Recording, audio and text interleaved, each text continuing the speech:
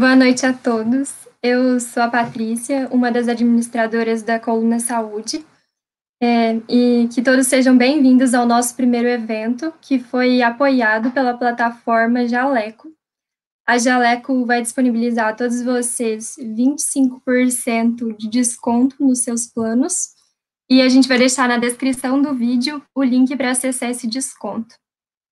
E também todos têm direito a 48 horas de acesso grátis no primeiro acesso a essa plataforma. Eu espero que vocês aproveitem muito esse evento. Agora eu vou passar um vídeo para explicar melhor como funciona essa plataforma de ensino que é aberta a todos os estudantes da área da saúde.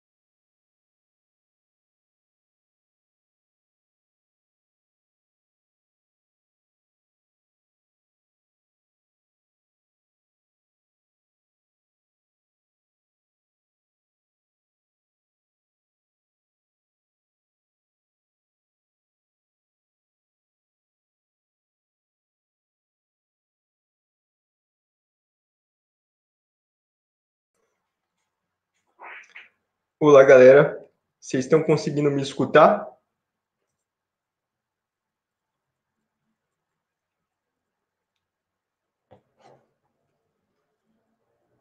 Ainda está sem áudio.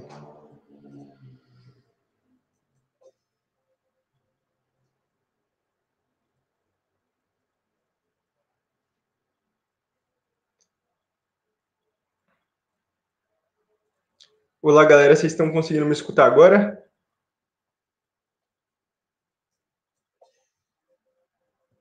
Sim. É com muita alegria que, em nome da nossa página Coluna Saúde, a gente apresenta esse evento, que é a nossa primeira aula de interpretação de raio-x. Eu sou o Lucas Silva Dias, um dos administradores da página, e, primeiramente, eu gostaria de agradecer a nossa parceria com a Jaleco. Na nossa página tem uma foto que, ao comentar, vocês vão concorrer ao final dessa aula a planos semestrais e mensais da Jaleco. Além disso, vocês poderão utilizar o cupom de desconto que aparecerá aqui embaixo, no meio da aula, para ter acesso gratuito a 48 horas na plataforma. Além disso, gostaria de, desde já, expressar a minha honra em receber aqui o professor Danilo Fleury. O professor Danilo Fleury é médico pela União Evangélica e radiologista, faz parte do time dos professores da MedPrime e participou como palestrante do primeiro Congresso Brasileiro de Simulação Médica, no qual eu o conheci, e hoje nos presenteia com essa aula incrível, que com certeza vai mudar seu jeito de olhar o raio-x. Agora, para começar a aula, eu passo a palavra para o Dr. Danilo. Tá me ouvindo? Sim, doutor. Tá me ouvindo aí? Sim. Tá, só fazendo uma... Primeiramente, assim, eu gostaria de agradecer o convite, é uma honra aqui estar estar presente, né, nesse evento e poder compartilhar aí um pouco da radiologia aí com vocês. E agradeço, né, novamente a toda a equipe, ao Lucas, a Patrícia, toda a equipe administradora da Coluna Saúde. E só fazer uma breve correção aí que falou, eu acho que foi um erro de digitação, no MedPrime é MedFink, tá?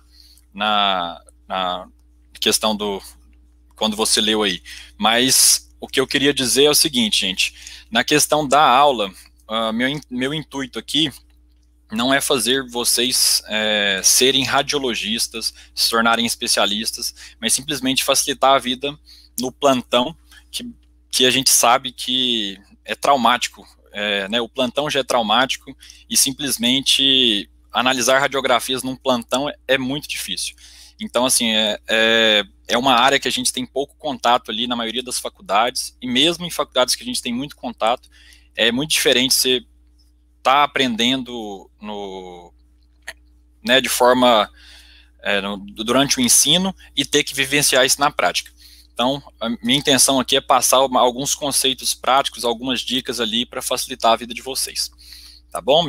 Então, como o Lucas já disse, meu nome é Danilo Fleury, espero que vocês aproveitem a aula. Estão me ouvindo bem?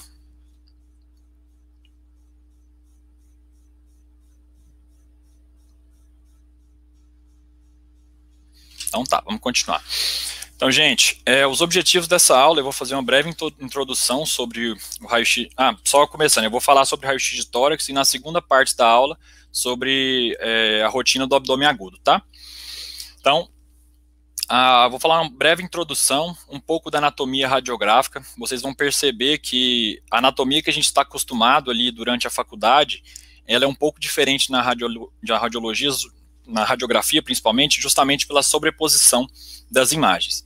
Um pouco da semiologia, que é como a gente analisa uma radiografia de uma forma mais adequada, se existe uma diferença ou não entre AP e PA, que são as incidências, alguns padrões básicos e no decorrer da aula a gente vai pegando alguns casos clínicos com prática e alguns conceitos para facilitar o entendimento, tá bom? Então aqui, por que a gente utiliza as radiografias de tórax, né? Elas são uma parte indispensável na elaboração diagnóstica base. Isso por quê? Porque muitas vezes ela vai dar o norte diagnóstico inicial para a gente fazer uma avaliação de alguma patologia, ou em algumas doenças a gente consegue até ter um diagnóstico definitivo.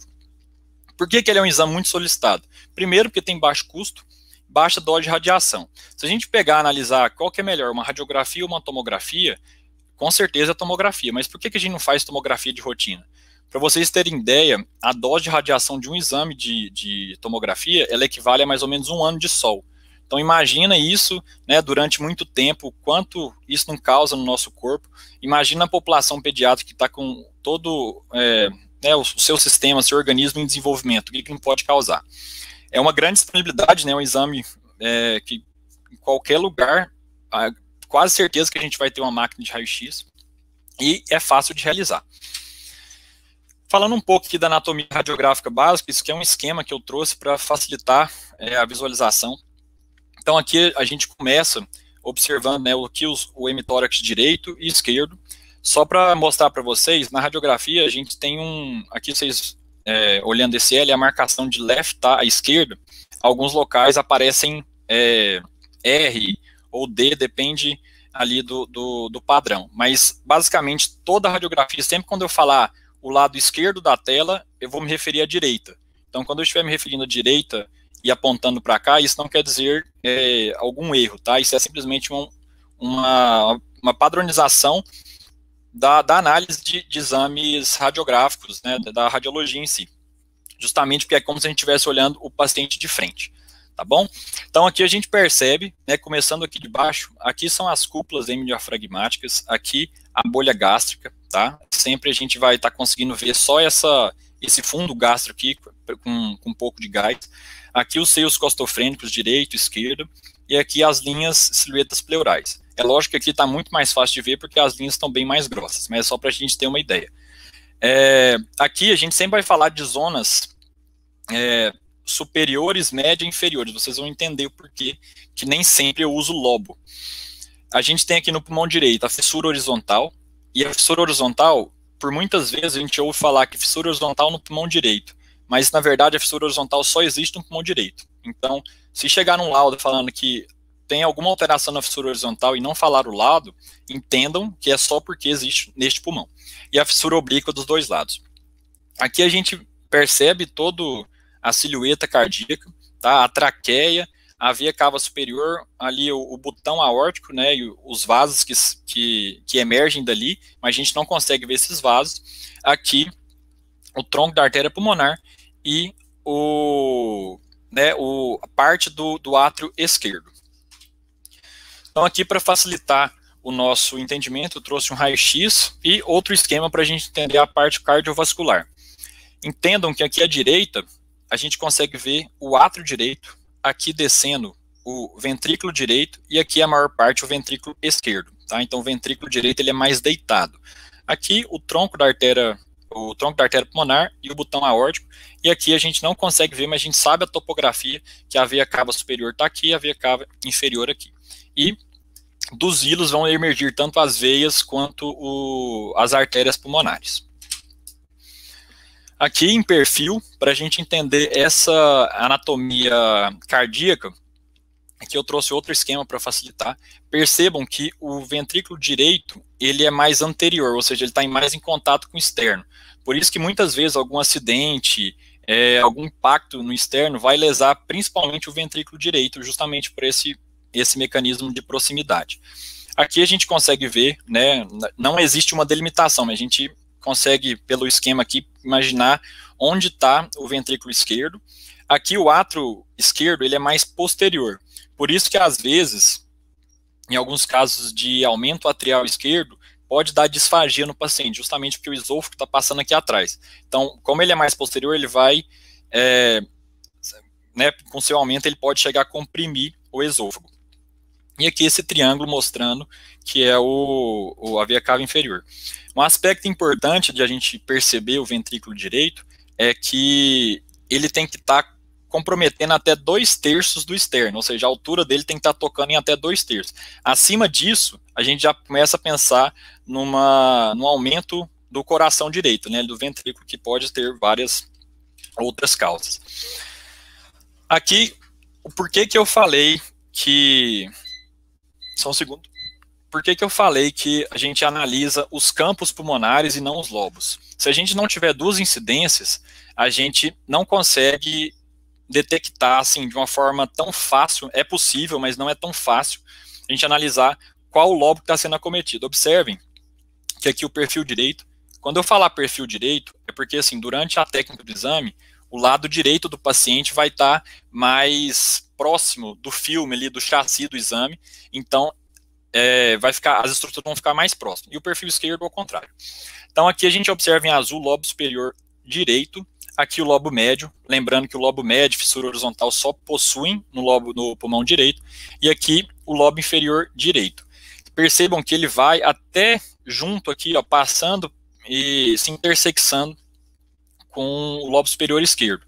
E aqui a mesma coisa, no perfil esquerdo a gente observa que o lobo inferior esquerdo ele vai até lá em cima. Então imaginem uma incidência em AP, se tiver uma estrutura, alguma lesão aqui, ela vai aparecer em cima do hemitórax. Então, se a gente tiver só uma incidência, vamos falar em zonas ou campos pulmonares superiores, apicais, médios ou basais, tá? Para a gente não inferir alguma coisa sem ter as duas incidências. Então aqui, gente, falando sobre a semiologia, eu quero deixar claro para vocês que não existe só uma forma de analisar a radiografia. O que eu prezo, e sempre tento passar, né, durante as aulas, e para quem vai tirar dúvida, é o seguinte, que a gente tem que analisar a radiologia, as radiografias aqui no caso, de forma sistemática, porque isso diminui muito o erro.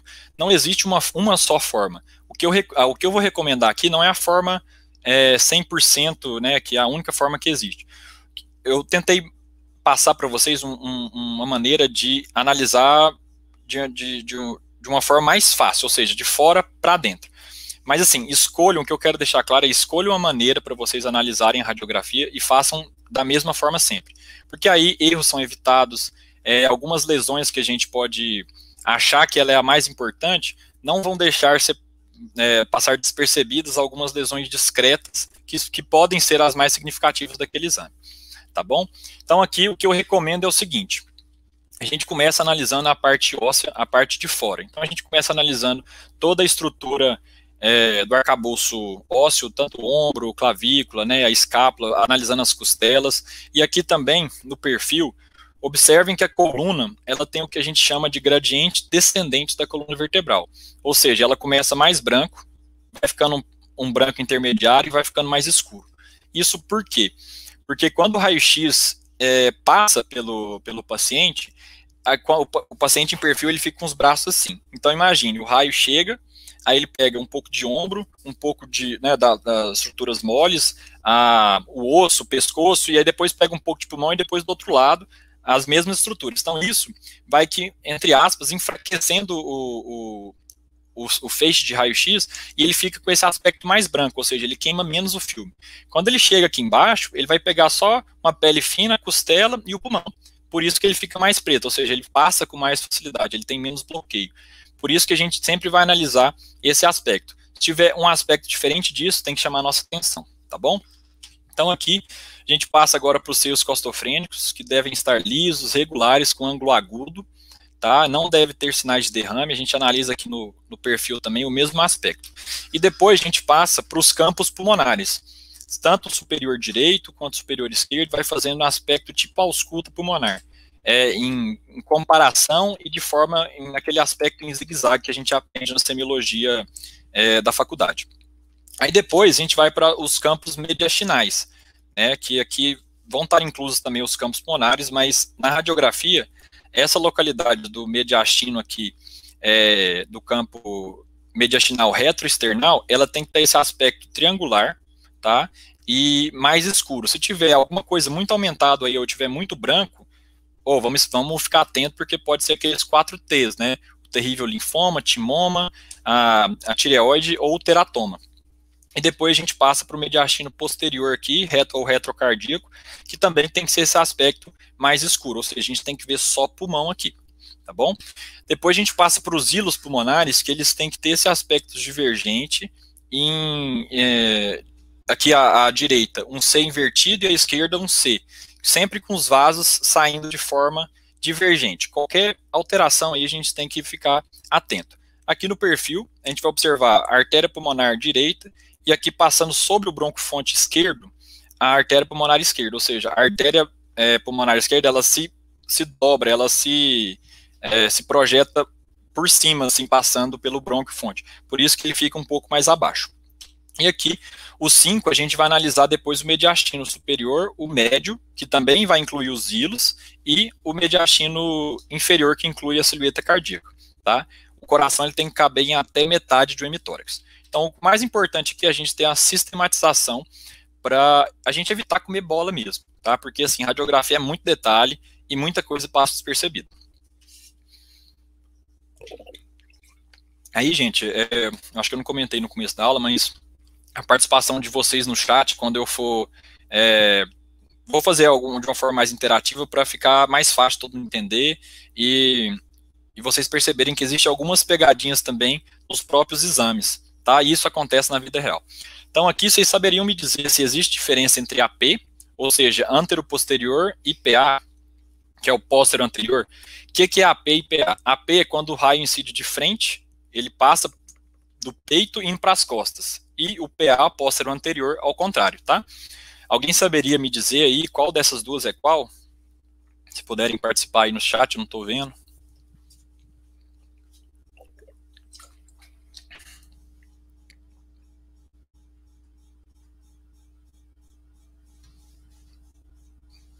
Estão falando que está sem áudio. Vocês estão me ouvindo, gente?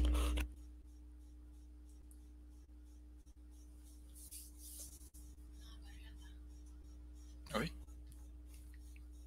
Tá, falou que tá? Tá. Então, qualquer coisa vocês me avisam. Então, gente, aqui, qual que é a diferença entre essas duas? Observem que essa clavícula está um pouco mais oblíqua. E essa aqui está mais retificada. Isso aqui é uma manha, uma dica para a gente observar se a gente tiver dúvida e não tiver exemplificado no exame. E aqui observem que o coração está um pouco aumentado também. Então aqui, essa seria a PA, que é a que a gente mais utiliza, e essa aqui é a AP, tá bom? Então é importante a gente ter esse conhecimento, porque isso vai fazer um diagnóstico diferencial em algumas... isso, muito bem, quem falou foi a Tamires, né, o primeiro PA, isso aí. E vai fazer o diagnóstico diferencial com algumas condições.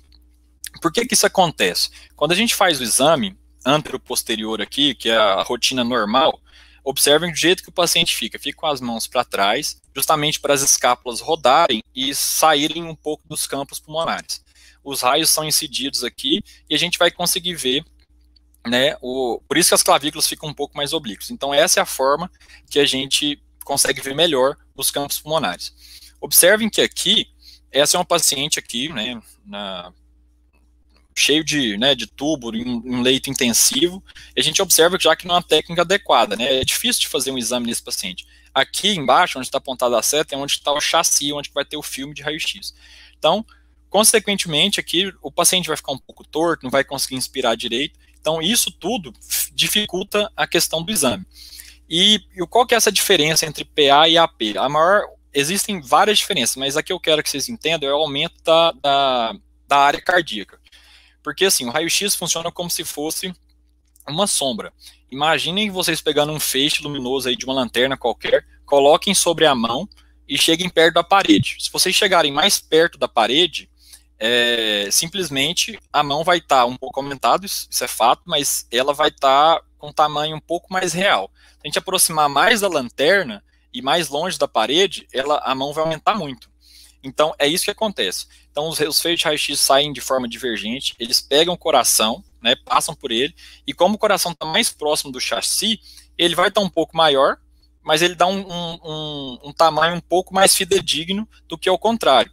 Então, como os raios são divergentes, eles passam pelas, né, tangenciando o coração aqui, e eles vão, como eles continuam divergentes, eles vão dar essa amplitude, essa magnitude cardíaca, o que pode trazer para a gente uma suspeita de um aumento cardíaco falso. Aqui vocês saberiam me dizer qual que é a diferença entre qual que é congestão e qual que é AP?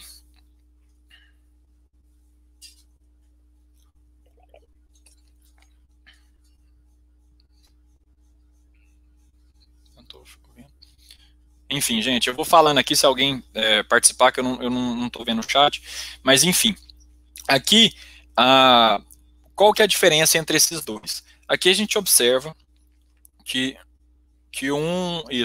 a Thaís falou que um é AP e vamos ver se está certo. O que acontece? Aqui a gente observa que o coração está aumentado e o coração está aumentado. Parece que os lados estão aumentados e aqui também. Mas como que a gente vai conseguir diferenciar isso? Justamente, a Thaís acertou. Então, o AP e aqui a congestão pulmonar. Percebam que o aspecto parece muito. Justamente aqui, os vasos parecem que estão aumentados, aqui também. Mas se a gente reparar, as clavículas estão mais retificadas, lembrando aquele aspecto de AP, e aqui oblíquas, que é um paciente em PA, só com congestão. Por que acontece isso? A perfusão pulmonar, ela tem predomínio basal, e ela é intimamente relacionada à gravidade. Por isso que quando o paciente fica em posição supina, que é a deitada, primeiro, ele não consegue inspirar direito. Se a gente estiver deitado, a gente nunca vai conseguir fazer uma inspiração tão adequada como se estiver sentado ou em pé. Então isso faz com que a profundidade da inspiração diminua e o diafragma fica mais alto. Além disso, com o diafragma mais alto, ele eleva o coração, dando esse aspecto de coração aumentado, e faz uma pseudocompressão vascular, que é aquele mesmo aspecto, a gente ficar sentado muito tempo, parece que o sangue dá uma congestionada, vamos dizer assim. Então é esse mesmo aspecto, só que isso é fisiológico. E como a gente vai estar deitado, a gravidade tanto superior quanto basal, ela fica igual. Então a vascularização tende a aumentar para os campos superiores, mas isso não quer dizer que tenha algo alterado. Agora, quando tem uma congestão, justamente vai dar esse aspecto que aqui, como vocês estão vendo. Então aqui, gente, eu não quero focar em doenças específicas, falar tudo de pneumonia, tudo de tuberculose, não é isso. Eu quero que na nossa prática é o seguinte, a gente olha um raio-x, né, a gente tem um contexto clínico do paciente, mas a gente vai olhar o raio-x, a gente tem que ver os padrões. Então, no raio-x, as doenças vão se apresentar ou mais branco ou mais preto, basicamente isso. Então, radiotransparência mais escuro e radiopacidade mais branco. Tá? Aqui uma radioopacidade e a radiotransparência. Então, a partir disso, a gente vai começar a fazer os diagnósticos diferenciais. Então, começando pelas radiotransparências, alguém saberia me dizer qual que é essa patologia? Se tem alguma coisa de errado com esse exame?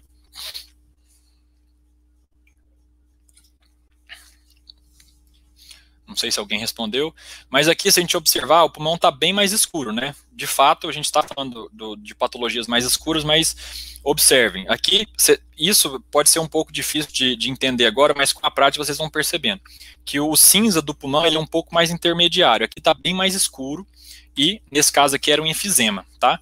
Cuidado para, ao olhar um raio-x desse e falar que é DPOC, DPOC é um diagnóstico de espirometria, tá? Então a gente vai dar o diagnóstico padrão de hiperinsuflação pulmonar ou de enfisema.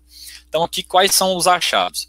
O aumento da transparência pulmonar, ou seja, está bem mais escuro, tá? Como tem mais ar ali acumulando, o raio-x passa mais fácil, fica mais escuro os campos pulmonares. Como ocorre uma retificação das cúpulas diafragmáticas e o coração dá esse aspecto em gota. E esse aspecto de hiperinsuflação pulmonar é aquele tórax em tonel, o diâmetro anteroposterior aumenta. Então observem que o espaço mediastinal está preservado no aspecto de estar transparente, mas ele está mais alargado. Então, todos esses aspectos, eles lembram a gente aquele paciente em tonel, então dá esse tórax em enfisema. Se a gente puder escolher um desses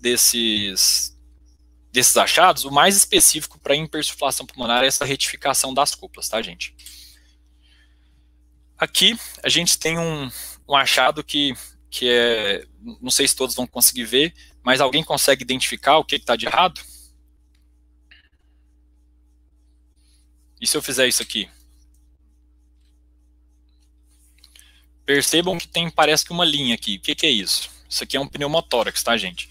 Então aqui a gente vai observando que o pulmão está ok e os vasos pulmonares eles terminam no meio do pulmão. Eles, em teoria, eles vão até 3 centímetros aqui nos campos superiores e até 1 centímetro aqui nas periferias. Mas aqui ele acaba muito antes. E aqui está tudo mais escuro, sem vasos. Então quais são os achados? Né, vai ter um aumento dessa transparência pulmonar, vai ter o sinal do suco profundo, que eu vou mostrar logo à frente, e essa ausência de vascularização, ela é muito importante. A gente, por vezes, sempre vai identificar essa linha pleural, tá, gente? Por isso que a gente tem que fazer sempre essa análise sistemática.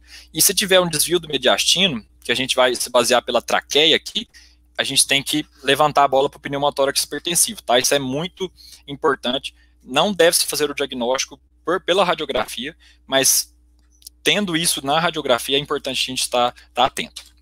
Aqui no caso é muito mais fácil de ver, né? A gente vê um dreno, e o sinal do suco profundo é o seguinte, a gente vê que o diafragma ele continua e parece que ele não tem fim, diferente daqui. Então esse sinal do suco profundo ele levanta muito a hipótese de um pneumotórax. Aqui está bem mais fácil de ver, mas a gente tem que ficar atento principalmente com os casos mais discretos. Então aqui a gente observa esse colapso pulmonar também, aqui está bem mais escuro, e observem que a traqueia está totalmente desviada aqui para o lado contralateral. Então isso é um pneumotórax hipertensivo. Mas aqui está muito, muito exacerbado. Nem sempre a gente vai precisar de casos assim. Às vezes aqui, ó, a gente identifica a linha pleural, e está um pouco desviado. Então, mesmo um caso mais discreto, pode ter esse pneumotórax hipertensivo. Aqui, gente, a gente tem um achado que eu não sei se vocês vão conseguir ver. Alguém consegue falar algo, identificar o que está acontecendo?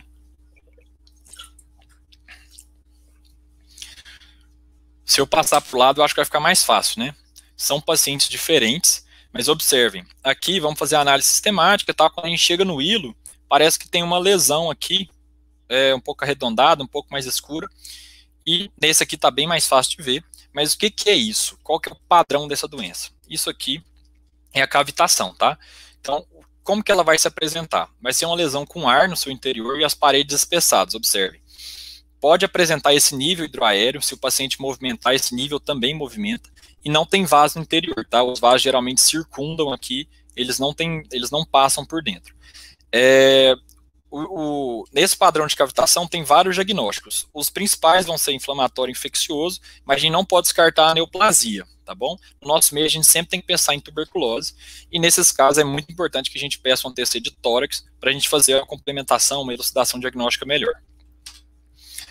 Aqui alguém consegue perceber o que tem de alterado?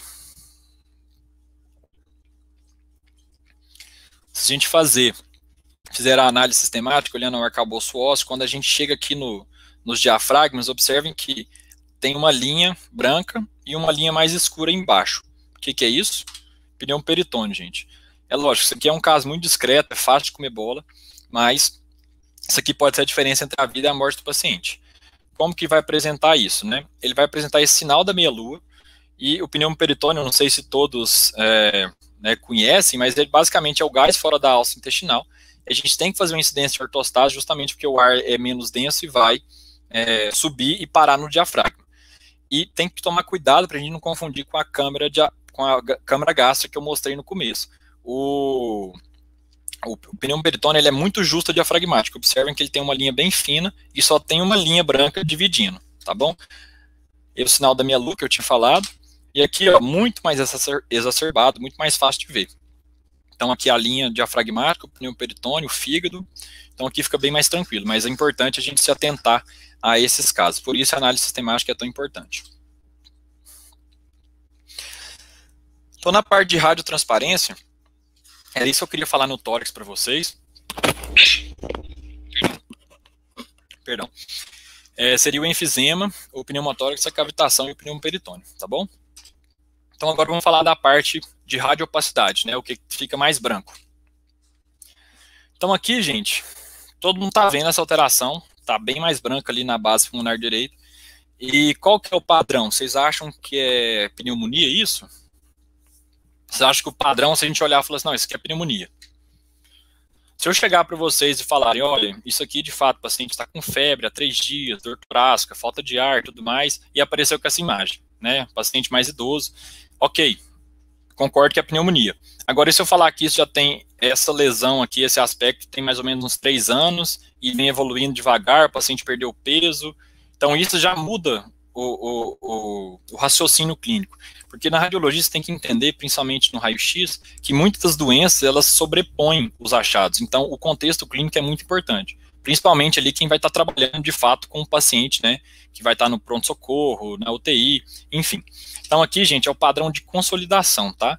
Nesse caso, de fato, era uma pneumonia, mas o que eu quero que vocês entendam é que a gente tem que pensar no padrão para depois chegar na doença. Então o que é a consolidação? É a ocupação do espaço aéreo pulmonar. Ela vai se apresentar opacidade mal definida, de aspecto mais algodonoso, como vocês podem ver, de contornos não muito bem precisos, né, com brocogramas aéreos. O preenchimento desse espaço aéreo pode ser por sangue, células, pus, enfim, várias condições que dão esse mesmo aspecto. E lembrar que nem sempre a gente vai conseguir ver a vasculatura pulmonar, porque os vasos chegam e somem por aqui, porque está tudo borrado. Então, o mais importante desse slide é assim, nem toda consolidação, esse aspecto é pneumonia, tá? Vocês têm que sempre pensar no contexto clínico. E a gente também tem esse sinal da silhueta, que é, o que é? Esse aqui, ó, percebam que era para a gente estar vendo o que aqui? O átrio direito, certo? Lembra da anatomia. Só que aqui, a gente não consegue ver. E o porquê disso? Como é uma pneumonia do lobo médio, ó, observe no lobo médio, aquele triângulozinho amarelo que eu mostrei lá no perfil direito. Sinal da silhueta é quando duas estruturas em densidade muito parecidas ficam próximas uma da outra. Então, quando o raio-x encontra as estruturas, ele não consegue ter essa diferenciação, então fica tudo meio borrado, tudo uma coisa só. Por isso que a gente perde esse contorno cardíaco, tá? Então, às vezes, aqui está muito fácil de ver, mas às vezes é uma coisa muito discreta, a gente só tem esse sinal da silhueta, o borramento ali do átrio direito, e a gente olha em perfil e aí consegue ver, de fato, essa consolidação. Então, a distribuição pode ser broncopneumônica, ou seja, bem espalhado, segmentar quando pega um segmento, ou lobar, quando, por exemplo, pega todo um lobo, como a pneumonia do lobo pesado, lá pelaquela Klebsiella. E a evolução, geralmente, ela é rápida quando de processo inflamatório infeccioso. Tá? A gente também tem o gradiente da coluna vertebral, igual eu falei, que vai ser importante para alguns para alguns casos. Quem que acha que isso aqui é uma pneumonia? Né, isso aqui é uma consolidação, já estou afirmando para vocês. Observem que tem várias opacidades algodonosas, imprecisas, bilaterais, né, mais nos campos superiores e basais aqui à direita. Quem acha que é uma pneumonia? E se eu falar para vocês que esse paciente chegou no SAMU por um acidente de moto, vocês mudam essa concepção? Acho que muitos aí pensaram que deve ser pneumonia. Observem que tem um aspecto importante. Olha essa fratura na clavícula. Então, isso aqui, com essa história, o que a gente pensa? Isso aqui não é pneumonia, isso aqui são contusões pulmonares, tá? Então, o aspecto é muito semelhante, mas a gente sempre tem que estar pensando no contexto do paciente. E esse caso, parece pneumonia, não parece? Se vocês observarem, existem a consolidação, aquele aspecto impreciso, mas observem que tem umas linhas brancas, né, divergindo aqui, que nesse caso aqui não são vasos, tá? Então, nesse aspecto, se vocês observarem, forma um aspecto de borboleta, de asa de borboleta, e isso chama muita atenção para a gente para uma condição. Esse padrão aqui é o de consolidação, mais o padrão reticular, tá bom? Então, né, esse aspecto de borboleta, nem sempre a gente vai ver isso, mas quando a gente vê, sugere bastante a condição de congestão, tá? Então aqui também o mesmo aspecto, né, aqui está bem mais difuso. Se vocês observarem também, tem um espessamento de algumas linhas aqui, mais paralelas, bem aqui nas bases. Isso tudo aqui são o preenchimento de líquido pelo espaço aéreo e o espessamento dos septos interlobulares ali, que vão estar presentes no pulmão. Então, o que vai ser isso? Vai ser ocupação do espaço aéreo, vai ter essas opacidades mal definidas, e além disso vai ter essas opacidades lineares, que é esse padrão reticular. Tá? Ele pode ser difuso ou central, como eu mostrei, e geralmente é bilateral, com esse aspecto em asas de borboleta, asas de morcego, tem alguns autores que se diferem entre o sinal. A gente tem que ter em mente que essas condições são muito sugestivas de edema pulmonar. Aí, do edema pulmonar, tem os mecanismos, o hidrostático e não hidrostáticos. Aí vai ser a diferença entre hidrostáticos, que são as insuficiências, insuficiência cardíaca, renal, etc., e o dano alveolar difuso, por exemplo, uma sepse, uma picada de cobra, enfim. Então aqui eu trouxe uma tabelinha para facilitar para vocês. As linhas de Kerley, que são essas linhas aqui paralelas, que são geralmente presentes no hidrostático. As fissuras aqui, ou seja, esse aspecto reticular vai estar mais espessado. Se tiver derrame, geralmente é à direita. Os vasos pulmonares vão estar mais distribuídos para cima. O tamanho do coração geralmente vai estar aumentado. A distribuição foi como eu falei. E são essas condições. Observem que, diferentemente na não hidrostática, são o dano alveolar difuso, sepse, trauma, pneumonia, entre outros. E aqui nesse caso, observem que tem uma opacidade bem mais regular, mas aqui poderia ser uma consolidação. Se a gente lembrar do conceito, a gente lembra que aqui está bem mais regular, o contorno da consolidação é mais impreciso. Então, o que é isso? Isso aqui é a atelectasia, tá bom? Como que a gente vai identificar esse padrão? Primeira definição de atelectasia, é um colapso pulmonar com perda volumétrica. Então, se tem perda volumétrica, né, o pulmão vai dar uma retraída. Essa opacidade vai estar de aspecto variado, mas geralmente ela é bem mais regular. Alguns sinais diretos, por exemplo, uma aproximação dos vasos. Se a gente observar, os hilos, eles estão divergindo normais aqui, e aqui eles parecem que estão mais juntos. Deslocamento da fissura. A fissura era para estar daquele jeito que eu tinha mostrado e ela está mais elevada. E alguns sinais indiretos, por exemplo, como a hipersuflação pulmonar compensatória, elevação da cúpula diafragmática. Observem, a cúpula diafragmática esquerda, ela é sempre um pouco mais baixa pelo peso do coração e a direita fica geralmente aqui. Mas aqui a gente nem consegue ver ela está bem mais aumentada. E a aproximação dos arcos costais. Então isso são alguns sinais que a gente tem para identificar. E além disso, na traqueia, a gente consegue observar que ela está desviada para o lado da lesão. Como tem uma perda volumétrica, isso faz como se fosse um vácuo e puxa o mediastino. Então isso vai ser um ponto importante, esse ponto da traqueia, para a gente diferenciar outra condição. Aqui a gente observa os mesmos aspectos, só que aqui, né, no lobo superior direito. E nesse caso aqui, a gente observa que tem uma opacidade, né, pegando todo o hemitórax, todo o terço médio inferior do hemitórax esquerdo, tem esse aspecto mais ondulado, parecendo uma parábola. O que é isso? Isso aqui, gente, é o clássico derrame pleural. E por que ele fica com esse aspecto? Porque como a pleura ela tem um espaço virtual, né? O espaço entre elas é preenchido por líquido. E esse aspecto do líquido sobe pelo mesmo mecanismo de capilaridade, né? Igual acontece ali na botânica pela a circulação da seiva. Então, isso dá esse aspecto justamente pela capilaridade, por isso fica uma parábola. Então, como que a gente vai perceber? Ela é uma opacidade móvel, a mudança de decúbito, quando não complicado, tá? Se não modificar a decúbito, geralmente vai ser um derrame ali já com septos, né, complicado. Então, precisa de fazer uma outra intervenção. Ela vai obliterar os contornos do seio costofrênico. Observem que aqui a gente vê direitinho, aqui a gente já não vê. Então, esse aspecto é o aspecto de parábola da Mosier, tá? Que é o bem comum do derrame pleural. Pode desviar o mediastino se a gente observar como é um volumoso moderado aqui derrame pleural, ele empurra, faz um efeito de massa, e como tem algo preenchendo esse espaço, empurra o mediastino para o outro lado. E o diagnóstico diferencial é a atelectasia. Justamente a gente vai olhar, se está puxando, a gente pensa em atelectasia, se está empurrando derrame pleural. E aqui observem, vamos olhar aqui o gradiente da coluna. Aqui está branco, aqui está um branco intermediário, e aqui era para estar mais preto, só que está mais branco. Então, o que aconteceu?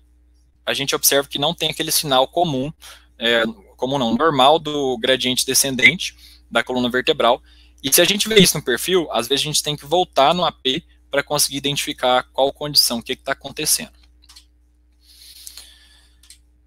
E aqui, gente, é uma condição que... O que é isso aqui? É um derrame? É uma atelectasia?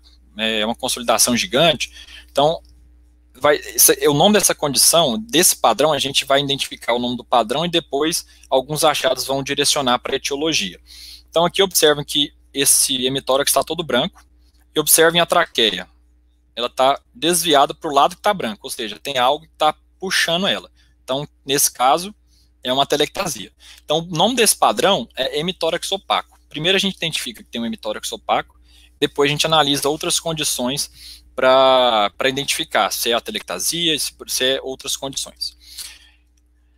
Nesse caso aqui, o hemitórax direito está opaco, e se vocês observarem a traqueia e o mediastino aqui, parece que ele está um pouco empurrado. Ou seja, tem algo causando um efeito de massa e está empurrando para o outro lado. Então, isso é um derrame pleural. Então, o que empurra é derrame pleural, o que puxa é atelectasia. Tem outra condição que não enquadra 100% no hemitórax opaco, mas por vezes pode confundir, tá? Porque, por exemplo, aqui, né, a gente consegue ver os campos pulmonares, mas parece que tanto esse hemitórax quanto esse aqui, principalmente o esquerdo, tá opacificado aqui, o terço médio basal. Mas se a gente olhar, tem um contorno parecendo um coração, aquele aspecto de moringa. Então, se a gente observar, isso é a silhueta cardíaca aumentada. Então, a gente tem que nesse caso era um derrame pericárdico. Então, quais são as condições? Achou o hemitórax opaco, olha o mediastino. Se está empurrando, derrame pleural, se está puxando a atelectasia, tá? E sempre o lado da lesão. Se a gente vê a silhueta cardíaca muito aumentada, a gente pensa ou em uma cardiomegalia muito grande, ou um derrame pericárdico, como era esse caso. E sempre é prudente pedir um ATC de tórax, tá? Porque tem certas condições, por exemplo, como derrames pleurais muito volumosos ou atelectasia, pode ter algum tumor ali obstruindo, causando atelectasia, ou gerando um derrame pleural ali maligno, tá bom? E esse caso aqui, ó, observem que tem algo nodular, bem radiopaco, quase metálico, e do aspecto metálico, perdão, e a gente olha na incidência em perfil e vê que está dentro do tórax de fato. Por isso que é importante duas incidências, porque se eu pegar uma moeda e colocar no meu peito, que fizer uma radiografia, vai aparecer desse mesmo aspecto. Só que a gente vê, se tivesse fora do tórax, estaria aqui, ó, no, né, extratorácico. Agora aqui a gente observa que a traqueia está passando, e atrás é o esôfago, né, pela própria anatomia. Então, aqui era um caso de abateria, um caso de corpo estranho, tá? Isso é importante a gente analisar, porque é muito frequente na população pediátrica, e isso pode causar sérias complicações. Então, sempre olhar em duas incidências e observar achados associados. Por exemplo, criança tem costume de pôr muito brinquedo na boca, né, ou ficar colocando nariz, e dependendo do tamanho, pode ir para as vias aéreas e obstruir um brônquio. E isso dá sérias complicações para o paciente. E nesse caso aqui, gente, é um caso muito emblemático que principalmente ali no pronto-socorro, eu quero que vocês fiquem atentos. Porque assim, o que a gente consegue ver? Qual que está alterado? O que está mais escuro, o que está mais branco, o hemitórax. E o que mais que a gente consegue ver de alteração? Se a gente falar aqui, ó, tem um acidente de moto, vocês conseguem pensar em alguma coisa que está causando toda essa alteração radiográfica? Qual que é o principal achado desse exame? A gente está vendo que aqui está mais branco e aqui está mais preto. Mas o principal achado é isso aqui, gente, o alargamento mediastinal, tá? Então, o que a gente vai observar? Esse hemitórax que é o alterado está mais branco, a gente observa essa alteração, alargamento mediastinal. O brônquio-fonte, ele era para ser um pouco mais angulado. Aqui parece que tem algo pesando sobre ele, ou seja, ele está mais... tem algo sentando sobre ele. Então, junto com isso, empurrando a traqueia, a gente observa que tem algo causando um efeito de massa para todos esses lados. E o que tem nessa região? O botão aórtico. Então, com esse contexto, com esse alargamento mediastinal, a gente sempre tem que afastar a lesão aórtica, tá, gente? E é importantíssimo a gente pedir com contraste, porque isso pode ser a diferença entre vida e morte do paciente. Aqui eu trouxe a tomografia para vocês verem. O paciente ainda estava vivo porque estava tamponado, mas isso aqui tudo é conteúdo sanguíneo, por isso que aqui está mais branco, tá bom? Outros padrões que eu quero trazer para vocês, e eu quero deixar claro que esses padrões, eles são muitas vezes inespecíficos, mas as principais condições que trazem esse aspecto. Aqui, se vocês observarem, aqui parece nos campos pulmonares que tem vários pequenos micronódulos aqui espalhados, bem difusos. Esse aspecto é o aspecto micronodular, tá bom? Nesse aqui, a gente observa que tem algumas linhas mais brancas e tem outros nódulos, umas linhas e uns nódulos. Então, esse aqui é o retículo nodular. Tá, isso aqui, gente, é muito importante a gente estar sempre correlacionando com a tomografia, porque isso aqui, neoplasia pode dar essas condições, processo inflamatório infeccioso, várias patologias podem dar essas. Tem algumas que são mais específicas, mas as que eu quero trazer para vocês, o nosso meio, viu esse padrão, sempre acende a lanterna a lâmpada para tuberculose miliar, tá? E nesse caso aqui, a gente sempre tá correlacionando com a história laboral do paciente, para ver se tem algum fator de risco, mas é pneumoconiose ou uma fibrose em desenvolvimento. Então aqui na radiopacidade seria a consolidação, né, que seria a pneumonia, contusão pulmonar e a congestão, lembrando que ela tem esse padrão reticular associado, a telectasia, derrame pleural, o hemitórax opaco, lembrando sempre do mediastino, o corpo estranho na população pediátrica e o alargamento mediastinal, principalmente do trauma. E outros padrões, a gente sempre está lembrando da TC, que ela vai dar bastante informação a mais. Então agora vamos para o abdômen agudo, para a gente fechar esse ciclo.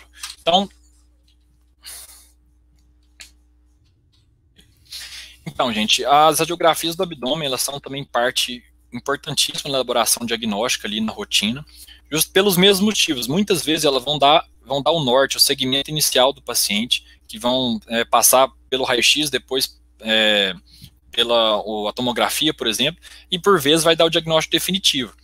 E tem que entender que a rotina do abdômen agudo, né, a radiografia, ela é muito boa para causas radiopacas, ou seja, mais branca, ou radiotransparentes. É um exame muito frequentemente solicitado, principalmente no contexto de urgência, pelas mesmas condições do raio-x de tórax. Tá? Não vou ficar me delongando muito, porque já foi falado, mas é o mesmo raciocínio. Aqui eu vou falar um pouco da definição, os tipos de abdômen agudo, a rotina de abdômen agudo, que ela é diferente do raio-x de abdômen simples, a anatomia, a semiologia e aquele mesmo segmento da aula passada. Então, qual que é a definição? É um quadro clínico abdominal caracterizado por dor de início súbito ou de evolução progressiva, que necessita de uma definição diagnóstica e de conduta terapêutica imediata, seja ela clínica ou cirúrgica. Os tipos de abdômen de agudo mais comum, o inflamatório, o obstrutivo, o vascular e o extra-abdominal, que pode ser por causas cardíacas, pulmonar ou outros. Esse extra-abdominal, geralmente, ele está associado àquela dor referida. É uma dor, uma patologia em um lugar que pela inervação ali por proximidade pode dar uma dor referida no abdômen, tá? O mais comum sempre é o inflamatório, então com certeza a gente vai se deparar com essas condições na nossa prática. Quando a gente solicita rotina do abdômen agudo, o técnico vai entender essas incidências. O raio-x em AP em decúbito, ou seja, para ver os padrões aqui, como é que está a distribuição de alças, por exemplo, em ortostase, para se tiver alguma alteração, o gás subir, igual foi mostrado lá no aspecto de pneu peritônio, o raio-x de tórax em PA, só precisa do PA, para a gente ver principalmente se tem alguma alteração em bases, que pode dar dor abdominal. Em alguns locais fazem também as cúpulas diafragmáticas, que é como se fosse um zoom nessa localidade. Mas o mais comum é a gente ver esses três. Se a gente solicitar só rotina do abdômen agudo, vai sair esses três. Se a gente falar raio-x de abdômen simples, só raio-x de abdômen, o técnico vai entender só como uma incidência. Então aqui, gente, eu peço um pouco da imaginação de vocês para entender a anatomia, porque justamente por essa sobreposição é importante que a gente use a criatividade para conseguir enxergar isso. Mas eu trouxe um esquema aqui para facilitar esse entendimento. Então aqui analisando a parte óssea, aqui a bacia, o ilho, o sacro, o cóccix, aqui a coluna lombar, e aqui a última vértebra dorsal, que a última costela ela pode estar hipoplásica ou normal, tá? Então a gente sempre vai contar como 5, 4, 3, 2, 1, tá? Aqui, ó, a gente vai observar os pedículos, que são esses olhinhos aqui, o processo espinhoso, que é como se fosse o nariz, a gente chama isso aqui de nariz da coruja, tá? O olho e o nariz da coruja. E o processo transverso aqui das vértebras. E aqui é importante a gente ver que nessa lateral, esse aspecto mais escuro aqui, essa linha, é a gordura peritoneal. E aqui são a musculatura ali, oblíqua, transversa ali do abdômen, tá? Então aqui também, mais imaginação que eu peço para vocês, mas olha, aqui no hipocôndrio direito, aqui a gente tem o fígado, o baço, aqui a bolha gástrica, o estômago, as sombras renais aqui, direita e esquerda, a sombra dos ilhos psoas, e espalhada a gente vê algumas alças. Aqui passando, voltado mais para as alças, que vai ser um aspecto muito importante para a nossa análise da rotina do abdômen agudo. Então aqui em vermelho o intestino grosso, começando aqui, ó, o seco, o colo ascendente, aí tem a flexura hepática, o colo transverso, flexura esplênica, colo descendente, o sigmoide, que tem esse nome justamente pelo aspecto em S dele, e o reto e a ampola retal. E aqui, já em azul, a gente observa mais espalhado o intestino delgado, tá? O intestino grosso, ele tem esse aspecto que a gente pode imaginar como um U invertido, tá? Que ela tem esse segmento do seco, que é um fundo cego, o apêndice aqui, e a válvula iliocecal, que ela tem o ilho terminal e ela entra no seco formando a válvula, dando início ao intestino grosso. Então a gente tem todos esses aspectos, a gente tem uma condição que é muito importante, que são as austrações, que são essas saculações intercaladas que são da própria anatomia do intestino. Isso vai ser importante para algumas condições mais à frente. E a gente tem as tênias, que elas são fibras de musculatura lisa longitudinais aqui, que vão dar justamente essa pressão necessária para formar essas saculações das austrações. E aqui, no intestino delgado, a gente observa essas pregas circulares que facilitam na absorção ali, na própria digestão e absorção do intestino delgado. E elas também vão ser muito importantes para algumas condições. Algo que eu quero chamar a atenção aqui, que não é 100% das vezes, mas isso pode ajudar na topografia anatômica, é isso aqui. Se a gente traçar uma linha do hipocôndrio direito até a fossa ilíaca esquerda, como aqui, olha, começa o estômago, aí vem o duodeno, e aí vem todas aquelas alças intestinais. Aqui, quando está superior aqui à esquerda, a gente sempre vai pensar no jejum. E aqui mais no final, a gente vai pensar no ilho. Tá? Isso aqui pode ajudar bastante a gente a topografar onde está a lesão no raio-x. Então aqui, começando pela semiologia. De novo, não existe uma única maneira, mas eu quero mostrar para vocês uma maneira que fique mais fácil. E escolham sempre uma forma de analisar e façam ela sempre, tá? Que eu recomendo iniciar pela parte óssea, porque assim, ninguém pede um raio-x pensando na parte óssea, mas isso de fato pode ter alguma lesão óssea ali que pode estar dando uma dor abdominal. Então aqui eu recomendo a gente começar pela parte óssea, olhando ver se tem alguma fratura, alguma lesão osteolítica, osteoblástica, e depois a gente vai passar para a sombra dos cílios pessoas, que tem esse aspecto em triângulo, tá? Se elas estiverem apagadas, pode ter algum processo inflamatório aqui local. Depois a gente vai para os órgãos sólidos, procurando algumas calcificações, algum tipo de lesão. E aqui nas sombras renais, é importante a gente ver se tem alguma calcificação, algum cálculo. E é importante a gente seguir o trajeto também ureteral, que aqui é empontilhado verde, tá? E aqui a silhueta vesical, que a gente consegue ver, né, mais ou menos, mas o trajeto ureteral a gente tem que imaginar, a gente não consegue ver aqui, tá bom? E depois, por último, que a gente pensa no exame de abdômen pensando em alças intestinais, mas a gente consegue diagnosticar muitas outras condições né, nesses outros órgãos. Então é importante a gente fazer essa análise para não deixar passar nada. E, por fim, as bases pulmonares, igual eu falei, pode dar aquela dor referida. Então aqui os padrões, eles vão ser por, né, as radiopacidades vão ser principalmente os cálculos, corpos estranhos ou calcificações, as radiotransparências de extensão de alças intestinais ou pneumoperitônio e o tórax nas bases pulmonares. É importante lembrar que ela é ruim para causas inflamatórias. Então, pensando em algum abdômen agudo inflamatório, vamos focar na tomografia, tá? Estão me ouvindo aí bem? Tá tudo certo, né? Ninguém falou alguma coisa? Tá, vou continuar, qualquer coisa vocês me avisam. Então, começando pelas radiopacidades. Se a gente observar aqui, o que está de alterado nessa imagem? Alguém consegue participar?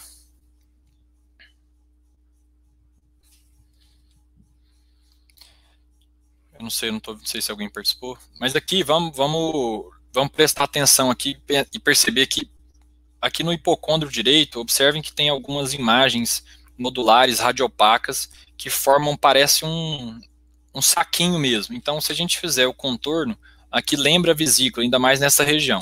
Então, isso aqui era uma colecistolitíase, tá? Às vezes vocês vão ouvir só colelitíase, mas colelitíase é o termo usado para qualquer cálculo em qualquer área, qualquer região da via biliar.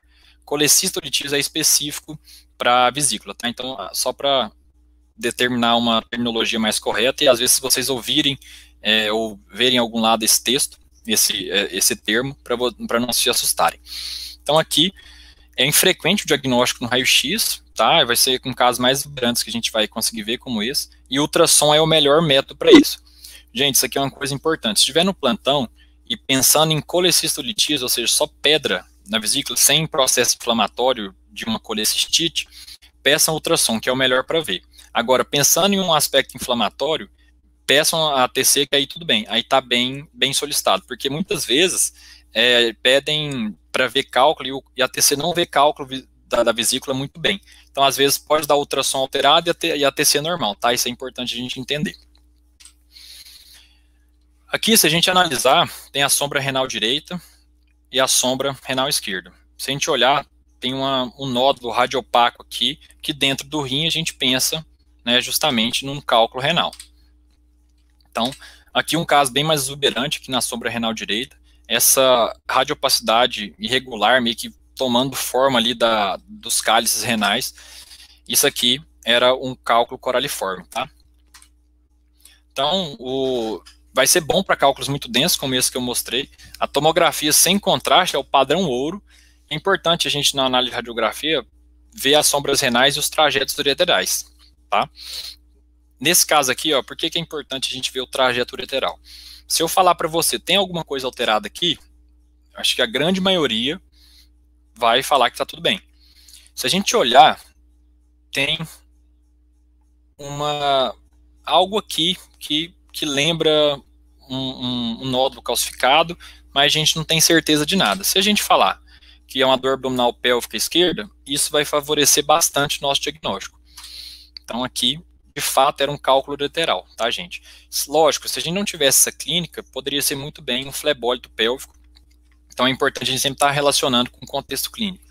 Então, por isso que eu falo que é importante olhar as sombras renais e os trajetos ureterais, porque podem estar principalmente nessas localidades, junto aqui da pelve renal, no terço médio, e aqui antes no terço mais distal, aqui na junção uretero-vesical. Então, importante contexto clínico, o diagnóstico diferencial é com flebólitos pélvicos, que são calcificações venosas, tá? E atenção para as sombras renais e os trajetos ureterais. O IATC é o padrão ouro, igual eu tinha falado. Nesse caso aqui, a gente observa no andar superior do abdômen essas microcalcificações aqui, lembrando um aspecto de, assim, né, usando a imaginação, um aspecto de camarão, que nesse caso aqui era a pancreatite crônica. Isso aqui é uma coisa muito difícil de a gente encontrar no raio-x, mas se estiver muito exacerbado, a gente consegue ver. Tá? Lembrando o aspecto do pâncreas aqui. Então é importante a gente ter um contexto clínico para lembrar da tríade da pancreatite crônica, e é infrequente a gente ver esse diagnóstico no raio-x, só se tiver uns casos mais exacerbados. As calcificações geralmente serão finas ou muito grosseiras, e o melhor para a gente conseguir ver é a TC de abdômen total, tá bom? Nesse caso aqui, gente, se a gente observar na ponta da seta, aqui tem algo que está bem mais densificado, né, em comparado ao outro lado, aqui tem um pouco de gás. Mas o que era isso? Isso aqui, né, tem um aspecto mais tubuliforme, isso aqui era uma apendicite aguda. Mas eu trouxe esse caso não para falar que a gente vai sair diagnosticando apendicite pelo raio-x, mas lembrar, o raio-x ele não é diagnóstico, mas, por exemplo, se tiver com a suspeita, né, com toda a clínica ali da apendicite, e tiver com esse achado, é um ponto a mais para o seu diagnóstico. Então é importante a gente conhecer, né, procurar algum achado ali no raio-x, nem sempre a gente vai conseguir ver, mas a gente pode fechar o diagnóstico com a clínica e com um achado desse no raio-x. Mas o mais importante é a gente entender que a tomografia de abdômen total vai fazer a grande parte ali dos diagnósticos de imagem. Então, lembrando aquele aspecto de pneumonia que pode dar uma dor referida abdominal, o derrame pleural aqui, ó, que a gente consegue estar mais discreto, mas se a gente observar, tem uma parábola aqui bem abaixo da cúpula, e se a gente fizer o gradiente descendente, era para continuar mais preto, e aqui fica branco. Então, um derrame pleural. O caso de atelectasia, que principalmente ali do lobo inferior, pode dar uma dor referida no abdômen. Então, as opacidades principais, né, são essas que eu mostrei, são os cálculos da vesícula biliar, das vias urinárias, a pancreatite crônica, a apendicite aguda. Lembrar que o raio-x não é diagnóstico, mas ele pode ajudar ali na rotina, e o tórax, aquilo que já foi comentado. Agora falando da parte de radiotransparência, os mais escuros. O que a gente consegue ver que está alterado aqui? Primeiro, a gente observa que já tem um aspecto intestinal, né? Então, vamos observar que as alças estão distendidas. Então, qual que é o padrão aqui? Distensão de alças intestinais. Esse é o primeiro passo. Agora vamos diferenciar se é de cólon ou de delgado. Como que a gente faz isso? Vocês lembram daquele aspecto da anatomia, das austrações, das pregas circulares? Então aqui, se a gente observar, aqui está bem mais aumentado, e aquele aspecto de austrações ainda lembra um pouco aqui, né, nessa imagem. E aqui já do outro lado, lembra aquelas pregas circulares mais finas, que dão um aspecto de empilhamento de moedas. Tá? Quando a gente vê isso, né, as alças do cólon vão ser bem mais dilatadas do que a de intestino delgado, e elas vão ter uma distribuição mais periférica. Aqui é porque está muito exacerbada, então ela já até virou central. Mas, em teoria, o cólon ele tende a ser mais periférico, e o delgado tende a ser distribuição mais central. Tá bom? Agora vamos passar para a análise dos níveis hidroaéreos. Aqui a gente vai ver o paciente ortostase justamente para o gás subir e a gente entender como que vai estar esses níveis. Por que eles são importantes? Porque existe um conceito na física, na teoria de os vasos comunicantes, que é o seguinte: se os vasos se comunicarem, a pressão exercida sobre eles são os mesmos. Se tiver alguma interrupção, a pressão vai ser diferente dependendo do tamanho do tubo, dependendo do líquido que está ali. Então, o que essas imagens mostram para a gente? Aqui, como eles estão no mesmo nível, a gente percebe que, em teoria, os vasos estão se comunicando. E aqui, em diferentes níveis, os vasos estão não se comunicando. Trazendo isso para o intestino, quando está no mesmo nível, é uma causa metabólica, ali, por exemplo, uma alteração pós-cirúrgica, né? E em diferentes níveis já é uma alteração mecânica, ou seja, tem algo obstruindo ali a passagem. É importante a gente olhar o reto para ver se a ampola retal está vazia, Com toque retal a gente faz isso, na maioria das vezes a gente consegue perceber isso muito bem. E, gente, se tiver dúvida de distensão abdominal, vamos pedir tomografia, tá? A ultrassom, ela não está bem com gás, vai ficar tudo branco no ultrassom, não vai conseguir ver nada. Então a TC ela vai ser melhor para identificar qual vai ser a causa dessa obstrução ou suboclusão intestinal. Nesse caso, são alguns casos específicos que eu trouxe.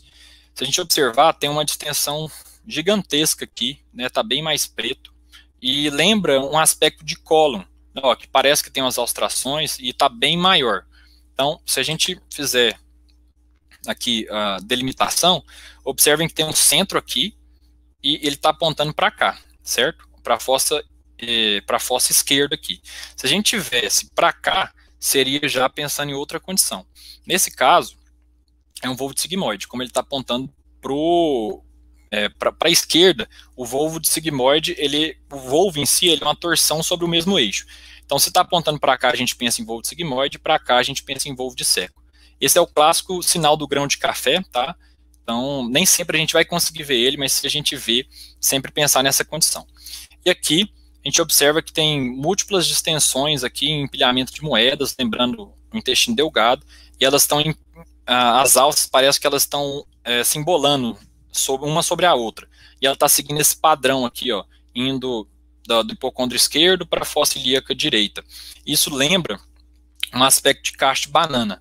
Tá? Quando a gente observar essa condição, não é sempre que a gente vai ver, mas a gente sempre tem que levantar a hipótese de trombose mesentérica, principalmente ali quando o paciente tiver uma dor muito intensa abdominal com uma palpação inocente. Tá? Então lembra o cacho de banana, que é um sinal descrito para essa condição. Aqui lembrando o pneu peritônio, tá? É importante a gente ver isso, pode ser a diferença entre a vida e a morte do paciente. Aqui, nesse caso, a gente está no hipocôndrio direito, aqui dando um zoom, e aqui também. A diferença entre os dois ela é muito importante a gente conseguir diferenciar, porque um é grave e o outro é um achado comum. Então aqui, se a gente observar, parece que tem uma ramificação aqui mais radiolucente, mais escura, lembrando gás. E aqui tem uma ramificação, só que ela para aqui. Ela não vai até o final como essa. Então aqui é o gás no hipocôndrio direito, que é uma condição que a gente tem sempre que estar atento, porque justamente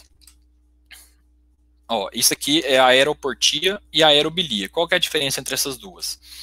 A aeroportia ela tem muito maior gravidade, porque ela está relacionada, por exemplo, a uma necrose intestinal, que aí tem já uma proliferação bacteriana e produção de gás, que o sistema porta drena e acaba indo para o... Como é no sistema porta, ela vai até a periferia. Já a aerobilia vai ser gás nas vias biliares. Geralmente é por procedimentos prévios, por exemplo, uma CPRE. Então, sempre, quando a gente vê um gás no hipocôndrio esquerdo indo até mais central, vamos questionar se tem algum procedimento que o paciente fez anteriormente. Isso aqui é imprescindível a gente correlacionar e solicitar uma TC de abdômen total, tá bom? Então, periferia, portia, tá bom? De bem maior gravidade. Aqui, se a gente analisar, tem uma distensão intensa aqui de alças intestinais. A gente observa que tem uma maçaroca aqui meio estranha. O que seria isso? Isso aqui é o caso de um fecaloma, tá dando essa obstrução intestinal. Então, o que é o fecaloma? São fezes petrificadas, dando esse aspecto de miolo de pão, tá? Se vocês olharem, né, tiveram imaginação, até parece mesmo. E é importante correlacionar com o exame físico. Em muitos pacientes a gente consegue ver aquele sinal de Gersuni, que a gente aperta naquela massa, e aquela massa se deforma e ela volta lentamente, lembrando esse aspecto do fecaloma. Importante a gente ver se tem pedir uma TC de abdômen total, porque muitas vezes, ou é pelo mecanismo intestinal ali, pela produção de fezes mais identificada, ou às vezes tem algum tumor ali que está interrompendo a passagem e as fezes estão ressecando, dando esse fecaloma. Então a radiotransparência, a gente tem que ver a distensão, ou uma suboclusão, ou a obstrução, tá? É importante a gente estar relacionando com o exame físico ali, o toque retal, né, o questionamento clínico, o pneu peritônio, que é muito importante a gente reconhecer, e esse gás no hipocôndrio direito, tá? A aeroportia e a aerobilia, lembrando que a portia vai até a periferia e é mais grave. E aqui, gente, lembrando que a parte óssea é muito importante. Se a gente vai analisar, né, sistematicamente um raio-x aqui, a gente observa uma alteração, né, um pouco uma alteração aqui na parte óssea, vamos dar um zoom aqui para facilitar. A gente observar, os pedículos aqui, eles seguem um trajeto. Se observar esse pedículo com esse está alinhado. Esse aqui está mais afastado e tem uma irregularidade. Então a gente faz, né, essa vértebra aqui, a gente passa para incidência em perfil e vê que tem uma fratura cunhamento aqui. Nesse caso é uma fratura explosiva, tá, desse corpo vertebral. Então é importante a gente ver, porque às vezes é lógico que vai ter uma história de trauma, mas de sempre lembrar de analisar todas as estruturas, porque às vezes uma lesão óssea pode estar dando uma dor abdominal no paciente. Então é importante a gente realizar 2 incidências, né, essas incidências complementares, como a de perfil, e olhar esse alinhamento dos pedículos, dos platôs vertebrais, para identificar algum tipo de fratura. Gente, agora a aula chegou ao final, mas eu queria aproveitar esse momento para compartilhar com vocês um projeto que eu e meu sócio estamos fazendo com muito carinho. Infelizmente a gente está tendo alguns obstáculos aí justamente pela pandemia, que as lojas deram uma atrasada, né, alguns processos estão lentificados por isso. Eu queria apresentar para vocês o Raio-X Fácil, que é a empresa, né, um projeto que a gente está em desenvolvimento. E por que surgiu essa empresa? Justamente por um questionamento e uma dor que eu não sei se tem alguém que já deu plantão ou está no internato, sabe, e, sério, é muito traumático ver um raio-x e olhar para o raio-x, olhar para o cara do paciente e não saber se tem uma fratura, se está normal, se tem pneumonia, se tem um tumor. Então, com isso, a gente pensou numa forma de facilitar a vida de vocês ali na prática. Então, surgiu o Raio-X Fácil, que é um aplicativo, uma plataforma que integra os 3 pilares que a gente vem trabalhando desde o começo, que é inovação, qualidade e eficiência, justamente para facilitar a rotina de vocês. Nosso compromisso também, que é outra dor que a gente percebeu, é aproximar os médicos, tanto do plantão, né, ali na UTI, qualquer lugar, qualquer profissional de saúde, com os radiologistas, né, com os profissionais da radiologia, porque a gente vê que esse distanciamento prejudica bastante. Então, com isso, não teria uma forma mais fácil da gente conseguir unir tudo isso. Simplesmente, como que essa plataforma funciona? Você vai enviar uma imagem por uma foto, um anexo de um arquivo, e em pouco tempo você vai receber um laudo detalhado por profissionais experientes ali na área. E aí, simplesmente, com essas dúvidas tiradas, você vai conseguir tomar condutas que são mais tranquilas, mais assertivas ali, melhor para o paciente e melhor para você. Então, o nosso trabalho é simplesmente perceber quais detalhes que são mais importantes para que você não se preocupe no seu plantão, por exemplo. Você já tem que preocupar com prescrição, com o paciente, com o familiar chato, se o paciente está parando ou não, se tem que corrigir os eletrólitos. Então, isso, para que você vai se preocupar com raio-x? Conte conosco aí para poder ajudar vocês a facilitar a vida de vocês, e siga a gente no Instagram aí, que a gente sempre está postando alguns casos e informando mais sobre o projeto. Tá bom, gente? Muito obrigado, esse é meu e-mail de contato, quem quiser tirar alguma dúvida, estou à disposição, tá bom? Muito obrigado aí. Muito obrigado, a gente também agradece o senhor, doutor, a aula foi incrível, a galera está aqui comentando, deixando aqui nos comentários os agradecimentos, né, porque a aula foi muito boa mesmo. A gente queria te agradecer em nome de todos os administradores da coluna pela disposição do senhor, pelo apoio do senhor, né, e por estar sempre aberto com a gente, enfim. Então, muito obrigado por tudo, a gente é extremamente fã do senhor e a gente admira muito, tanto o senhor como profissional, quanto seus projetos, enfim. Então, muito obrigado. Não, eu que agradeço, Lucas, é uma honra aí poder estar compartilhando com vocês, estar ensinando um pouco aí da radiologia, é um mundo muito extenso, né, mas a gente pode facilitar a vida aí das pessoas aí que estão em formação, estão daqui a pouco entrando na selva, que é o plantão, isso aí a gente fica muito satisfeito, tá bom? Obrigado aí pelo convite mais uma vez, e contem sempre comigo aí precisando, vamos mantendo contato, tá bom? Alguém tem alguma dúvida que queira tirar, algum ponto específico? A gente tem algumas dúvidas aqui que surgiram, doutor. Quando pensar em obstrução intestinal ou suboclusão, sempre não terá ar na ampola retal ou poderá ter? Olha, então, é a Luciana, né, que perguntou. Então, quando a gente observa no raio-x, para a gente falar em obstrução, a gente tem que pensar mais em ausência de gás na ampola retal. Justamente porque se está obstruído, não está passando mais nada. Tanto que até no questionamento ali da evolução do paciente, a gente pergunta, está tendo flatos e fezes? Se não está tendo nem flatos, é porque não está passando nada. Às vezes uma suboclusão pode ter, de fato, um ar na ampola retal. Porque às vezes o conteúdo fecal não está passando, mas o gás consegue passar, entendeu? Então é por isso que você sempre está analisando a radiografia junto com o questionamento clínico e o toque retal. Não sei se eu respondi, se ficou claro para a Luciana.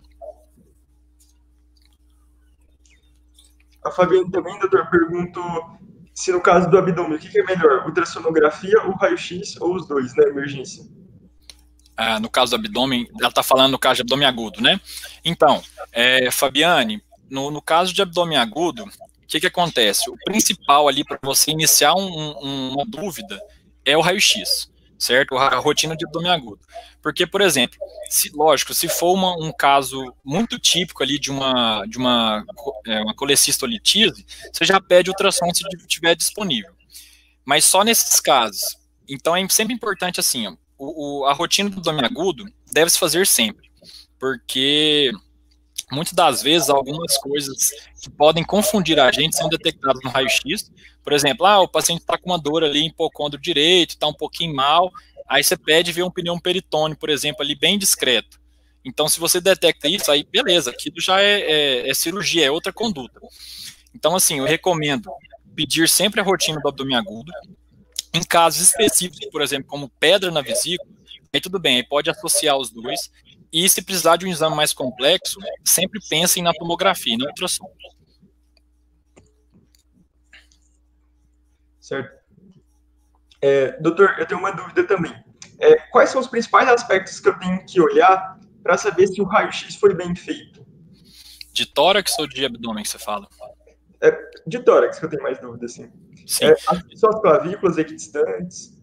Isso, a primeira coisa que você vai olhar é se o exame está com a identificação, certo? Você vai olhar lá, identificação com o paciente, isso porque assim, a confusão de paciente, exame, vocês estão aí na rotina e aprendendo, sabem que isso acontece.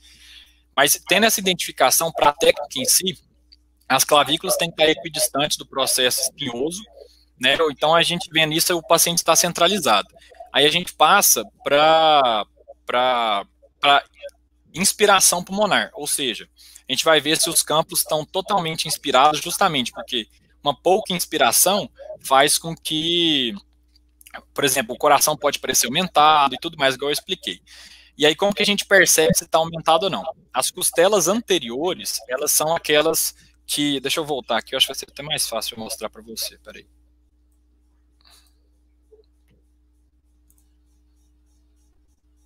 Se observar, as costelas anteriores, elas são essas aqui, ó, mais oblíquas, ou seja, elas vão se fechando de uma forma mais oblíqua. As posteriores, elas são as mais retas. Para a gente saber que uma inspiração é adequada, a gente tem que contar pelo menos, no mínimo, 1, 2, 3, 4, 5, 6 costelas anteriores, ou de 9 a 11 posteriores. Sabendo disso, a gente sabe, olha, está bem insuflado. E aí a gente não vai ter essas variações. E além disso, o raio-x, ele tem que... Deixa eu passar aqui. Raio-x, olha, observem que a gente vê a coluna vertebral bem aqui no começo, bem assim, né? Não é um exame para coluna, mas a gente consegue ver ela mais detalhada. Aqui ela já fica mais branca, mais opaca, porque justamente o tanto de raio-x que incide não é para ver a coluna, mas sim o pulmão e o coração.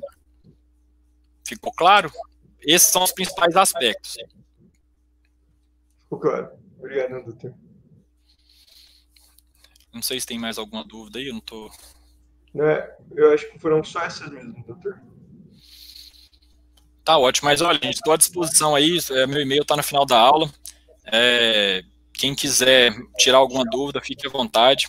Assim que eu tiver um tempo, eu respondo com o maior prazer, tá bom? Mas aí, gente, a radiologia, né, a radiografia, por mais que seja um exame básico, ele é um mundo muito vasto e complexo também, se a gente for analisar com profundidade. Então, eu quis trazer alguns aspectos para facilitar a vida de vocês, tá bom? Certo.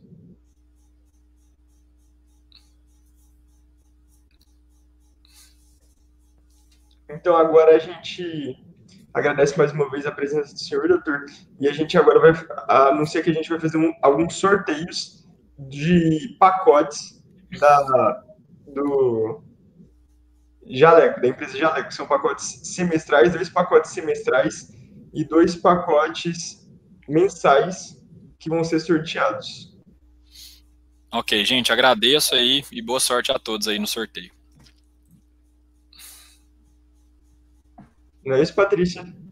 Isso. E lembrando que para participar do sorteio, a pessoa tem que ter comentado lá naquela publicação que a gente fez sobre a Jaleco. E ter seguido também os 2 perfis que estavam lá marcados.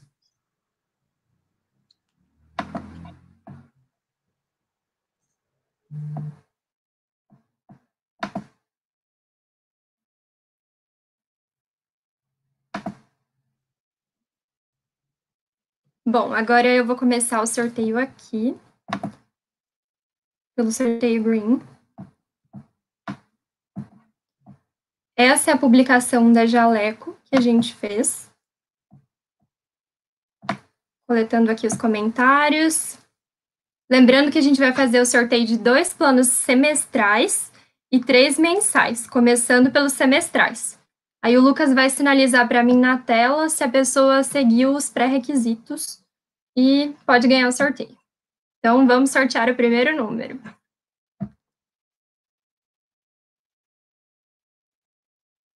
Vamos ver quem é o sortudo da vez. Opa, Jaleco comentou. Vamos para o próximo.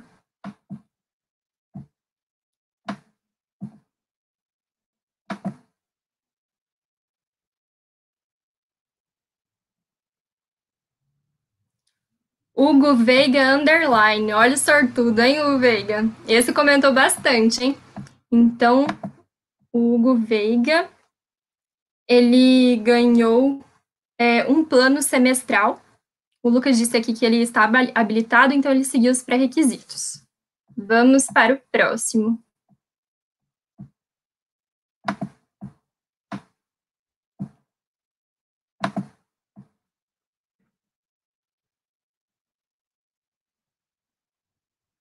Olha a próxima sortuda. Brenda Cristina 123. Ela ganhou o segundo plano semestral sorteado hoje. Vamos ver se ela está habilitada. Lucas, por favor. Opa, então ela seguiu os pré-requisitos. Agora a gente vai fazer o sorteio dos 3 planos mensais.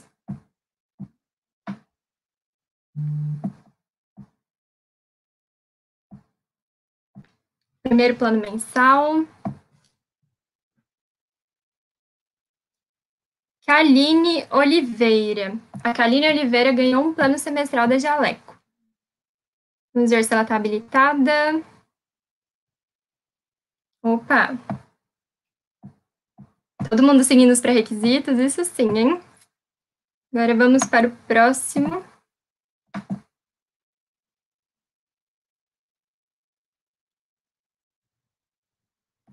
Um beijo no miocárdio.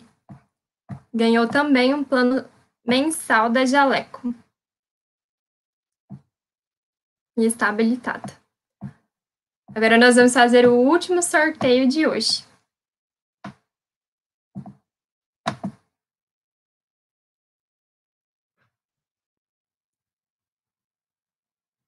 Lude Franco 0. Ela ganhou um plano semestral mensal também.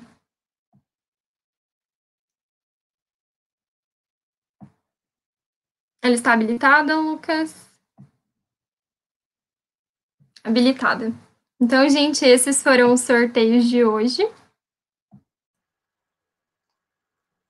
Nós queremos agradecer a todos vocês que participaram do nosso primeiro evento e que nas próximas vezes que a gente se dispor a fazer algo assim, que vocês também participem. Hoje foi muito bacana e que continue sendo assim. Muito obrigado pela presença de todos e a gente aguarda vocês nas próximas ocasiões que vão surgir, se Deus quiser. A gente espera todo mundo lá na página @coluna.saúde.